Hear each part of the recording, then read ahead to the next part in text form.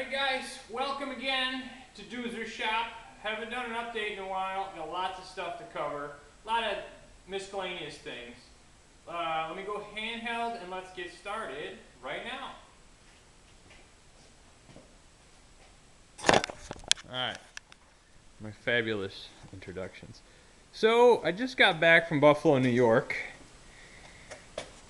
And some viewers gave me a few items of the channel, and thank you to Jim for some of these items, and Mark as well. The yellow things are pieces from a tool cutter grinder. I think it was made in Czechoslovakia. I don't know much about the grinder. I don't even know what brand it is. I don't think it was a TOS. And I don't think it was a Toolmex, but I don't know for sure. So that's kind of a radius attachment, and there's the swing arc segment. That thing that's upside down, I believe, is an eccentric relief grinder for putting relief on taps and such. I got a couple chucks for my Harding, a couple tailstock pieces.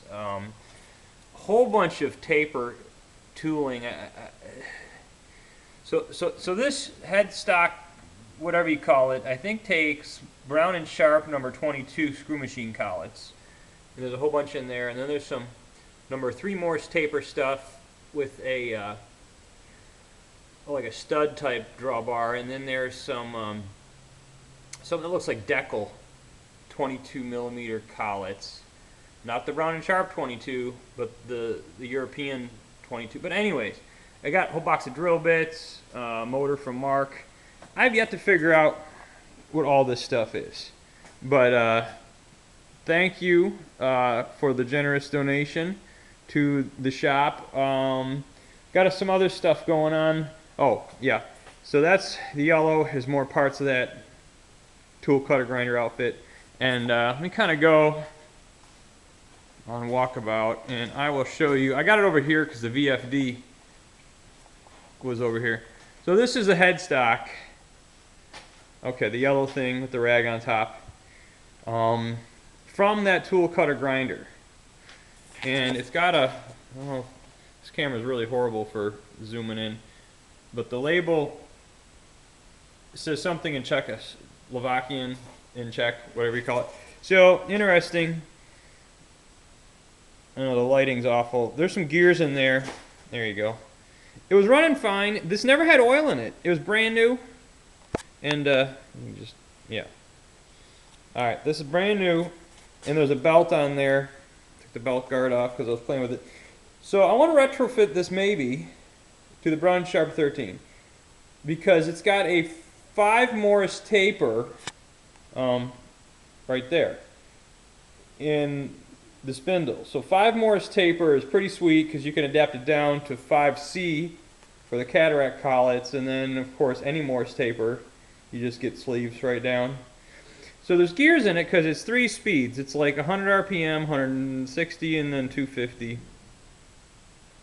But yeah, I just kind of took it apart. It's never had oil in it. It's brand new. I was plugging it in, running it off the VFD. So kind of checking it out, kind of a neat piece. I could adapt it to the 13, Brown & Sharp 13, because I got some ideas. But anyways, okay. That's just an introduction to that. Let's kind of go back. What else? Oh, I'll catch up with the... Okay, you guys remember the boring mill? Got that angle plate, and I was doing that cylinder head for my new friend Toby in California. So there's the head with the realignment of the spark plug. Spark plug hole was tapped crooked, stripped crooked. I don't know if that's focusing. And I ended up tapping it out to 3/4 fine thread. So I had to make an insert. And let's see here. So I'm going to cut this off. There's the insert. So it's 14 millimeter by 1.25 for the spark plug, and then the outside is 3/4 fine. So I don't know if I can screw it in here on camera. I gotta cut it to length. That's kind of the only thing I'm really I gotta do. No, I'm not gonna be able to do this on camera because I am a klutz. Anyways, it does screw in, and it's all okay. So what's this blue thing? This blue thing are the cylinders from my Ford New Holland TC33 tractor. And, well, this is the U-cup seal, and it's not supposed to have a gap in it. It is some kind of urethane plastic, and it was causing it to leak down. And, yes, the bucket wouldn't stay tipped backwards. This is for the bucket, not the lift frame, but I suspect the lift frame ones could use refixing. So this is a Schwartz brand cylinder, and I bought seal kits for the load frame cylinders, and those are not Schwartz. They're another brand, Obigine or something, Obigine, I don't know. So I got that. What I wanted to show you guys, these are the bearings on the end of the cylinder and the seal glands go in here. But the deal is, so these screw off, and there's a round wire snap ring that hold these jokers on, and oh, let me see where it is. Yeah, so this dude, that dude holds the glands in the end of the cylinder, and you see I got a little hot. This snaps in that groove. But to get it out, what you got to do is take that nut off, which is kind of just a cover, and push the whole seal gland thing I just showed you back down in the cylinder. And then you can get a screwdriver and a pick and pry out this heavy-duty wire C-clip. But yes, you gotta, and you know the rod's in there and everything, and you got no room. So basically, you gotta clean all this rust and stuff out, and use a piece of aluminum as a punch and push it down in there. So that's the key with that. That's a Schwartz cylinder and the piston. And so another thing. So this is the head of the piston. There's a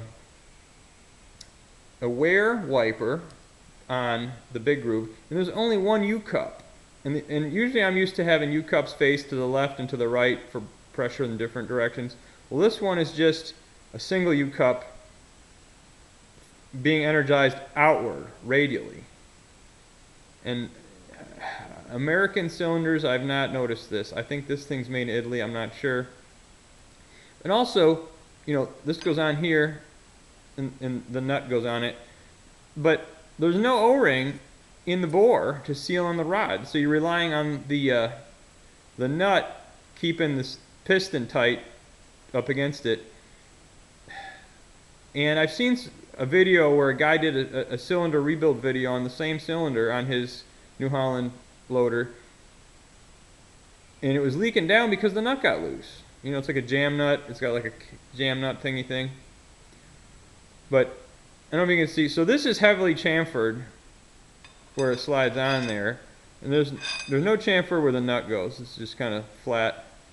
But anyways, I mean, I could have a lathe. I could do anything I want. But I'm thinking a 1/16 section O-ring. I might put an O-ring on there, and the O-ring would fit into that little bevel chamfer when I, you know, get it tightened down.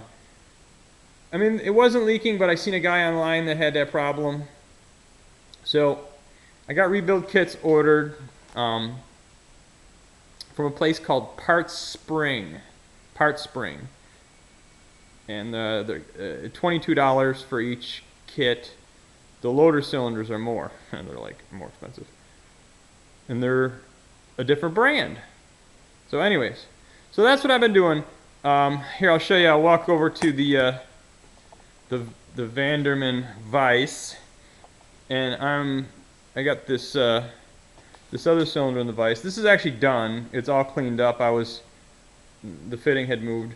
But yeah, so I cleaned all this out inside. My parts washer is a godsend. I love using that. Makes cleaning stuff super easy. So actually, I might even spray these with some Ford Blue paint before I put them back on. But even little stuff like, you know, cleaning out, cleaned out the grease fitting, and there's just nasty schmutz packed in where the pin bushings go.